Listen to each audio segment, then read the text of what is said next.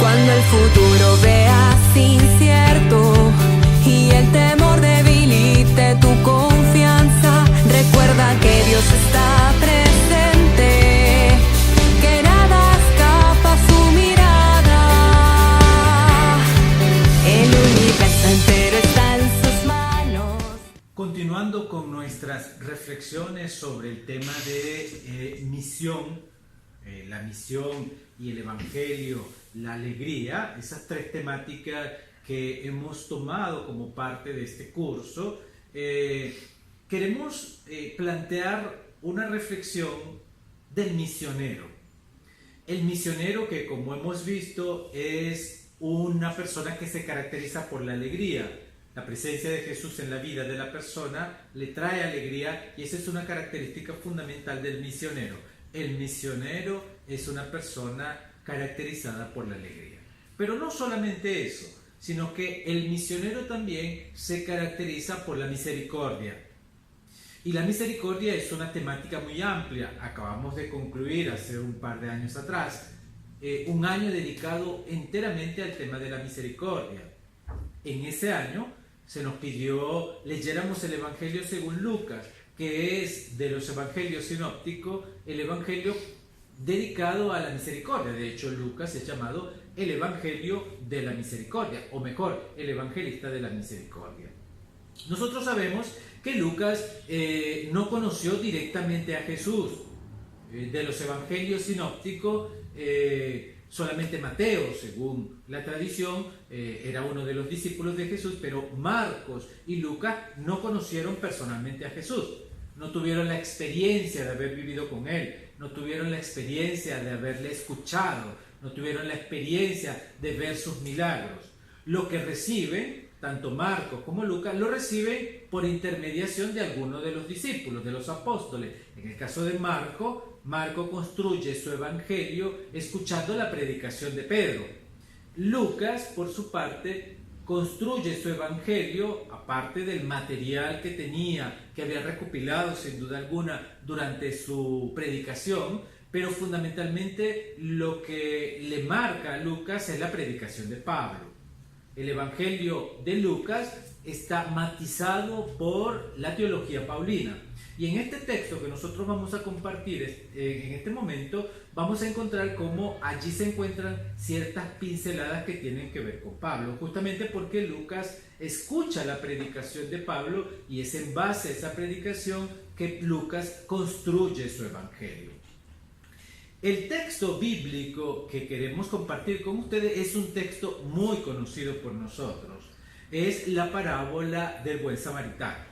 Una parábola que nosotros conocemos a perfección y que nosotros simplemente haremos algunos comentarios que nos parecen emblemáticos para evidenciar en este texto el tema de la misericordia, justamente porque es uno de los textos en el que mejor se refleja la misericordia, que es una característica fundamental para los misioneros. Un misionero que no es misericordioso no puede caracterizarse o no puede llamarse misionero. El texto nosotros lo tenemos en el Evangelio de Lucas con una pequeña introducción antes de la parábola. La introducción es justamente el motivo por el cual Jesús cuenta la parábola del buen samaritano que nosotros la conocemos, ¿no? Y quiero detenerme un poco en la entrada para que entendamos por qué se plantea esta parábola, ¿no? Dice el Evangelio de Lucas que un especialista de la Biblia, un biblista, uno especialista en la ley, se presenta delante de Jesús y le hace una pregunta. Y Lucas dice para ponerlo a prueba. Esto es interesante en los evangelios porque la prueba, las tentaciones de Jesús van a venir justamente de este tipo de personas, ¿no? Le pone a prueba para verificar la enseñanza de Jesús. Y la pregunta es una pregunta capciosa. ¿Por qué? ¿Por qué es capciosa? Porque el legalista, es decir, la persona que se dirige a Jesús para hacerle esta pregunta, ya sabe la respuesta. El legalista sabe la respuesta, pero quiere comprobar si lo que dice Jesús está de acuerdo a la ley o no. Entonces, la pregunta que le hace es: ¿qué he de hacer para tener en herencia la vida eterna? ¿Qué tengo que hacer para ganarme la vida eterna? Jesús no le responde, sino que le responde con otra pregunta. Es decir, aquí vamos de pregunta en pregunta. Jesús responde con una pregunta. ¿Qué está escrito en la ley? ¿Qué es lo que lees? El legalista responde el mandamiento fundamental, un texto tomado del libro del Deuteronomio y parte del libro del Levítico. Amarás al Señor tu Dios con todo tu corazón, con toda tu alma, con todas tus fuerzas, con toda tu mente y al prójimo como a ti mismo. Ese es el fundamento de toda la ley. Es decir, toda la ley se fundamenta en estos dos preceptos, amar a Dios y amar al prójimo, ¿no? Le dijo entonces Jesús, has respondido bien, haz eso y vivirás. Allí podría haber terminado el encuentro, o sea, es una pregunta y una respuesta bastante clara. El legalista tiene claro cuál es el mandamiento principal. Sin embargo, no quedándose con ello, le pregunta, y aquí viene una frase que es típicamente paulina, dice, pero él, queriendo justificarse, preguntó a Jesús, ¿y quién es mi prójimo? El justificarse es evidentemente un concepto eminentemente paulino. ¿Qué significa justificarse? Justificarse significa cómo llegar a ser una persona justa, ¿no? Eso es lo que significa justificarse. Y dice, bueno, ante esta pregunta, ante esta profundización del legal, que le pregunta a Jesús, ¿y quién es mi prójimo? Es decir, ¿a quién tengo que hacerle yo bien? ¿A quién me refiero? ¿A quién tengo que amar? ¿Quién es el objeto de mi amor? ¿No? Esa es una pregunta muy, muy interesante. ¿Por qué? Porque el origen del amor es el legalista, que va a ver quién es digno de su amor. El planteamiento que va a hacer Jesús con la parábola va a cambiar el paradigma. No es quién es digno de mi amor, ¿no? Ahí eso sería una visión demasiado reductiva, individualista, sino que es una cosa muchísimo más amplia. Lo veremos después cuando vamos leyendo la parábola. Ante esta pregunta, ¿y quién es mi prójimo? Nosotros sabemos que la palabra prójimo, en castellano, lastimosamente hemos perdido la riqueza del latín y del griego, ¿no? Porque esta palabra en griego es un superlativo, que al latín continúa como un superlativo, pero al traducirlo al castellano se pierde el superlativo. ¿Por qué? Porque teóricamente en el texto griego dice, ¿quién es mi proximísimo? Sería, porque es un superlativo. Es decir, ¿quién es esa persona que está más cerca de mí? Nosotros lo traducimos como prójimo, pero es la persona cercanísima, muy, muy cercana a nosotros. ¿Quién es esa persona? ¿No? Esa es la pregunta que hace el legal. Entonces Jesús responde con esta parábola. Evidentemente es una parábola que ha sido comentada desde San Agustín hasta nuestros días. Imagínense ustedes, hasta desde antes de San Agustín, ¿no? Estamos diciendo que es una parábola que ha sido comentada desde muchísimas maneras. La tradición patrística ha hecho una interpretación de la parábola desde la cristología, es decir, todo revestido desde la figura de Cristo. Algunos dicen que no es tanto eso, sino otros planteamientos. Nosotros haremos una lectura sencilla porque la idea es profundizar y conocer cómo el misionero puede ser una persona llena de misericordia.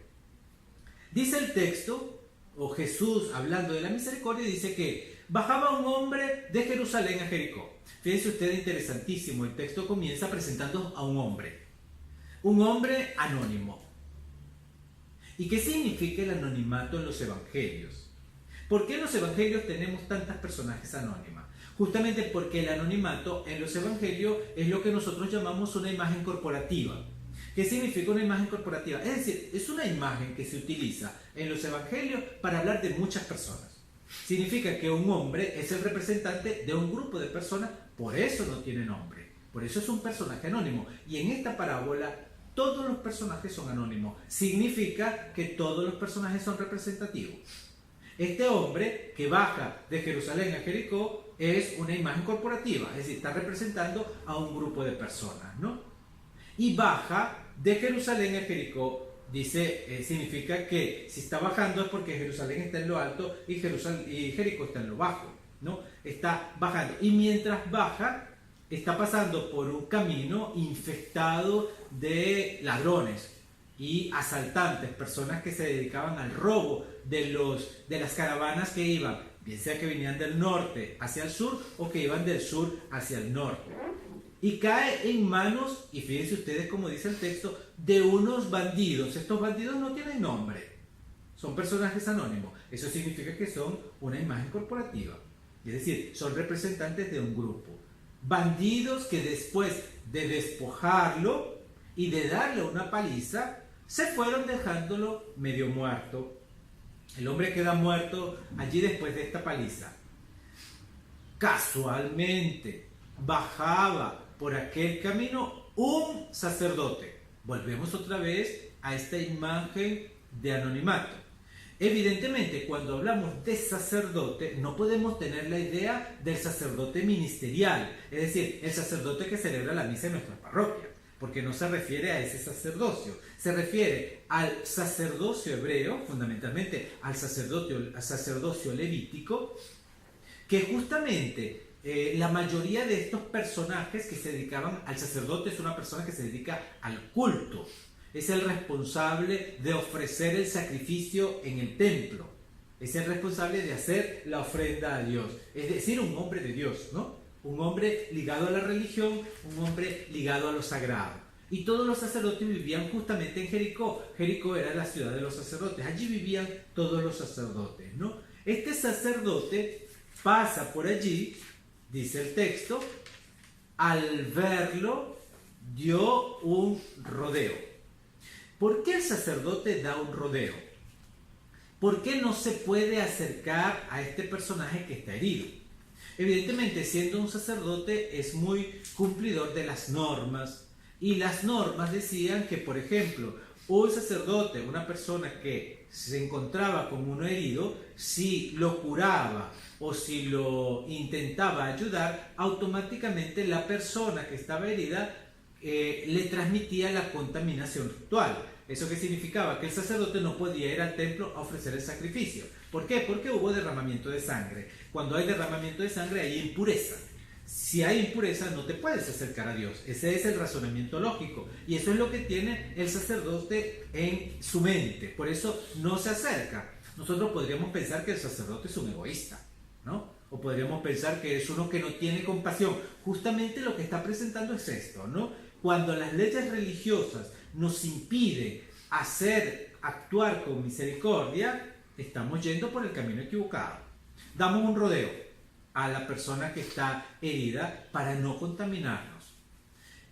Luego sigue el texto diciendo, de igual manera, un levita, también un levita que no tiene nombre, anónimo, que pasaba por aquel sitio, lo vio y dio un rodeo. Prácticamente la misma construcción de la frase es igual, salvo que es un sacerdote y un levita. ¿Un levita quién es? Un levita es también un personaje religioso.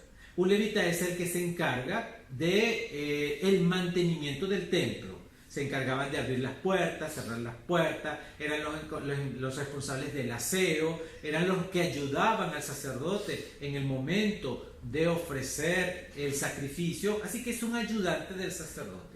Entonces, el levita también es un personaje religioso, es un personaje que tiene que ver con la religión, es un personaje teóricamente de fe. Hace lo mismo porque tienen el mismo precepto, es decir, si se acercan a curar a este enfermo, a este herido, evidentemente se van a contaminar, no van a poder ofrecer el sacrificio y quedarán impuros durante todo el día. Para evitar la impureza, prefieren no acercarse a la persona herida.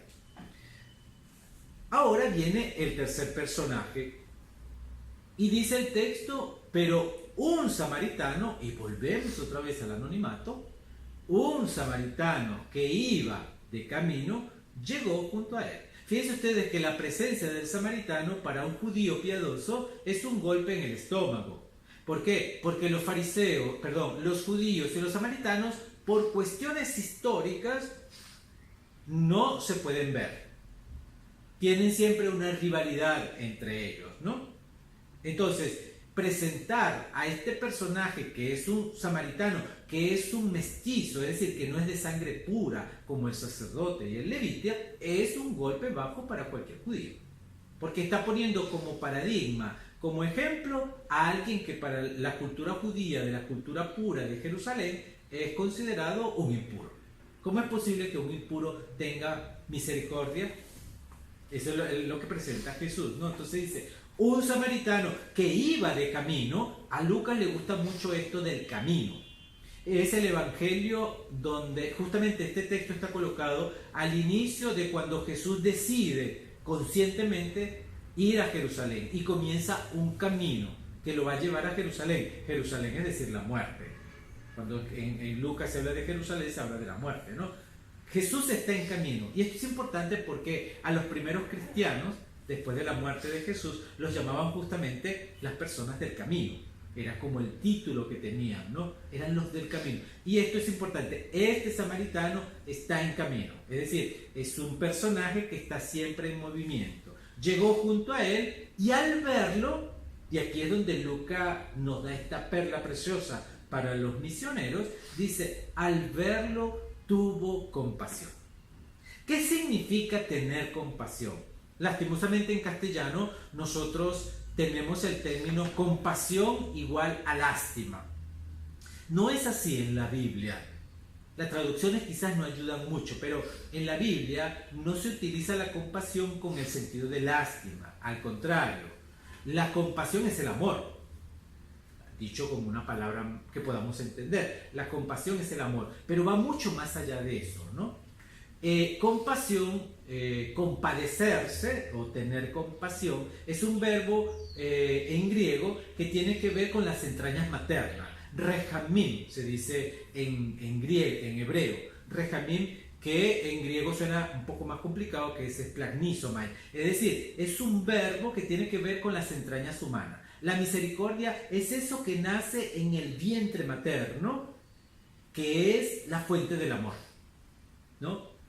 Tener misericordia es tener ese sentimiento profundo que nace de las entrañas. Pero lo interesante en la Biblia es que las entrañas son una parte biológica netamente femenina.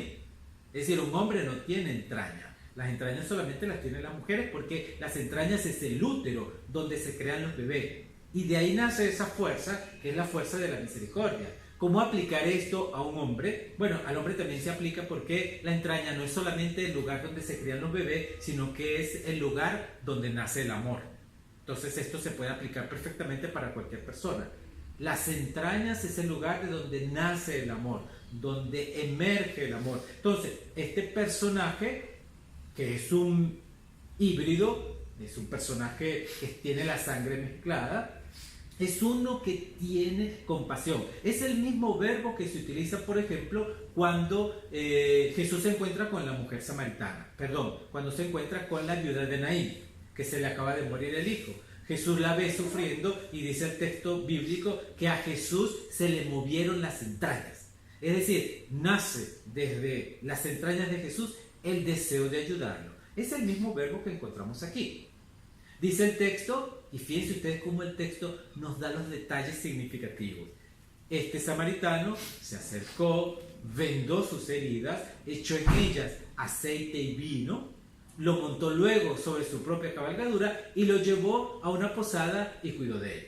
Fíjense ustedes todos estos verbos uno detrás del otro que nos muestran la consecuencia de la compasión. Tener compasión significa acercarse a quien la necesita, a quien es el objeto de la compasión, es decir, el objeto del amor.